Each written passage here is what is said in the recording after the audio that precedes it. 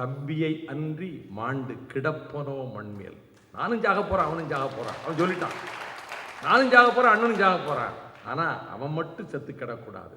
ஒரு தம்பியாவது கூட செத்து கிடக்க வேண்டாமா?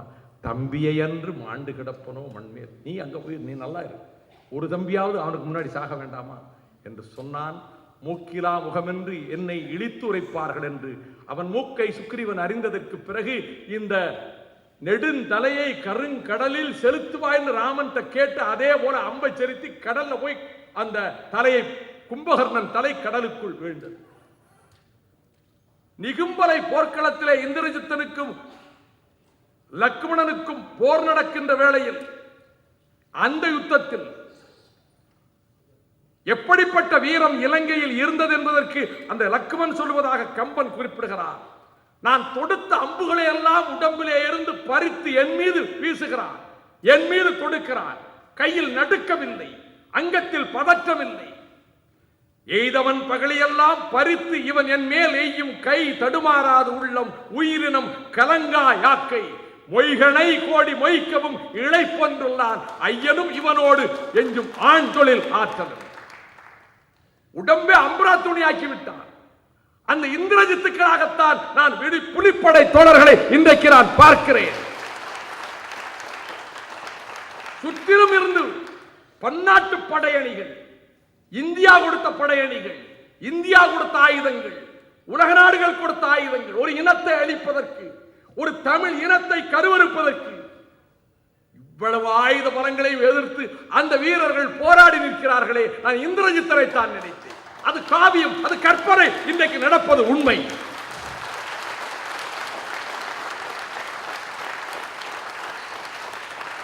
அந்த இந்திரஜித்தன் வாயில் வரை சென்று திரும்பி பார்க்கிற பொழுது தந்தையின் கண்களில் இருந்து ரத்த கண்ணீர் வழிவதை பார்ப்பார். இந்திரஜித்தனுடைய தலை துண்டாக்கப்பட்டதற்கு பிறகு போர்க்களத்துக்கு வருகின்றான் தகப்பன். தலை துண்டாக கிடக்கிறது, முண்டம் தனியாக கிடக்கிறது.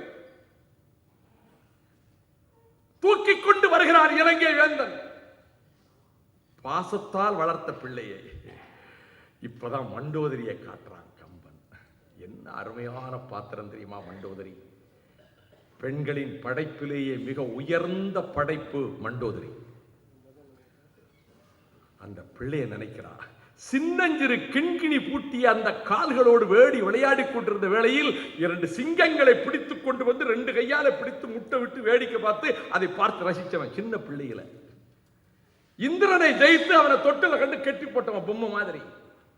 அந்த பிள்ளை இறந்த பிறகுதான் அப்பதான் மண்டோதரி சொல்லுகிறார், அஞ்சினேன் அஞ்சினேன் அச்சீதையனும் அமுதால் செய்த நஞ்சினால் இலங்கை வேந்தன் நாளை இத்தகையன் அன்றோ.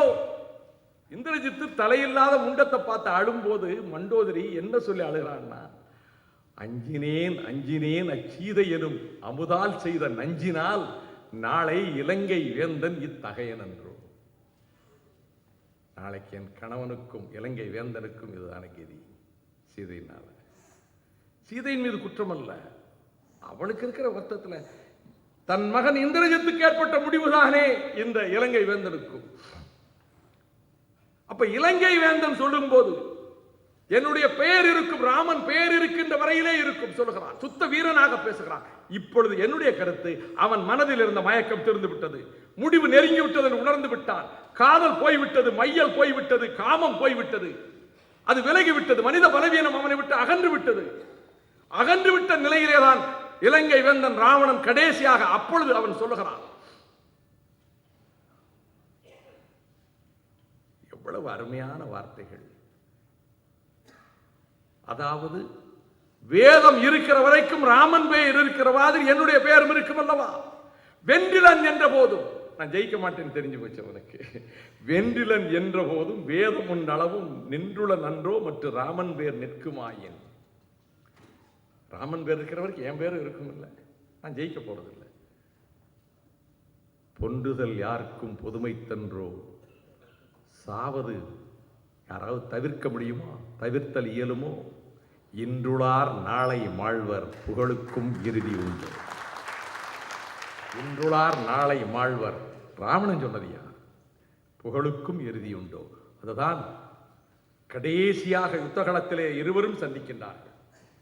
ராமனும் இலங்கை வேந்தரும் சந்திக்கிறார்கள். நேருக்கு நேராக போர் நடக்கிறது. அப்பொழுதுதான் அந்த வஞ்சினத்தை சொல்கிறார். அதையும் நீங்கள் அழகாக குறிப்பிட்டிருக்கின்றீர்கள். ராமனிடம் சொல்லுகிறான், இன்றைக்கு இந்த யுத்தத்தில் ஒரு முடிவு ஏற்பட்டு ராமா, ஒன்னு நீ சாகணும், இல்லாட்டி நான் சாகணும். ஒன்று உன் மனைவி மாரடித்துக் கொண்டு அழ வேண்டும், அல்லது என் மனைவி மாரடித்துக் கொண்டு அழ வேண்டும். ஒன்னு ஓ கொண்டாட்டி தாலியா இருக்கணும், இல்லாட்டி ஏன் கொண்டாட்டி தாலியா இருக்கணும். இதைத்தான் சொல்றான். மண்டலம் குழல் ஜானகி தன் மலர்கையால் வயிறு கொண்டு அலைந்து நெடுந்துயரடை குளித்தல் அன்று இது எங்களின் மயன் மகள் அத்தொழில் உறுதல் என்று ரெண்டில் ஒன்று ஆக்குவனது தலைப்படின்னு சொல். ஒன்னு ஜானகி வயிற்றில் அடிச்சுட்டு அழணும், இல்லாட்டி நான் ஜெய வயிற்றில் அடி. என்னுடைய மனைவின்னு சொல்லல, மயன் மகள் அத்தொழில் உறுதல். இறந்த பிறகு அந்த உடம்புக்குள், அந்த மன இருதயத்துக்குள் எங்காவது ஜானகி மீது கொண்ட காமம் இருக்கிறதா என்று ராமனினுடைய அம்பு தேடி தேடி பார்த்ததா. வெள்ளருக்கன் சடைமுடியான் வெற்படுத்த திருமேனி எள்ளிருக்கும் இடமின்றி, ஒரு ஏழு போகிற இடமில்லாத அளவு கூட தேடி பார்த்தது இல்லை. மும்மடங்கு பொலிந்ததுன்னு சொன்னார்ல. இப்ப வர்றார் ராமன். முதுகிலே இருக்கக்கூடிய புண்களை பார்த்துவிட்டு, முதுகு காட்டியவனையா நான் கொன்றேன், என் வீரத்துக்கு இடுக்கல்லவா என்கிற போது விபீஷணன் விட்டு கொடுப்பானா? இல்லை ராமா, என் அண்ணன் வீரன் பா, அது முதுகுல புண்ணுன்னு புறமுதுகு காட்டலாம் நினைக்காது. அவன் திசை யானைகளோடு மோதிய போது திசை யானைகளினுடைய கொம்புகள் ஊடுருவி மார்பிலே ஊடுருவி முதுகு பக்கம் வந்து விட்டது, அதனால் புண்.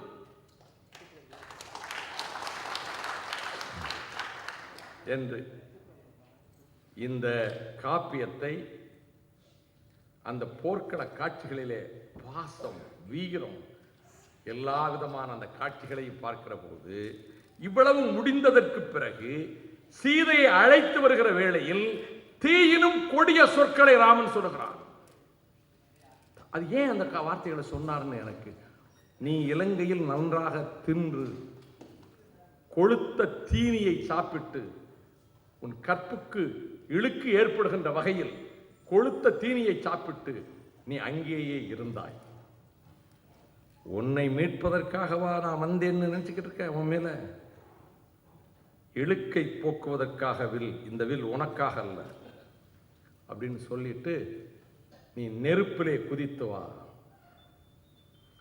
பதறானே லக்குமண. எந்த லக்குமணனை பார்த்து நெருப்பினும் கொடிய சொற்களை அவள் சொன்னாளோ அப்ப சீதை சொல்லுகிறாள், உயர்ந்த இடத்திலே இருந்து சொல்லுகிறாள்,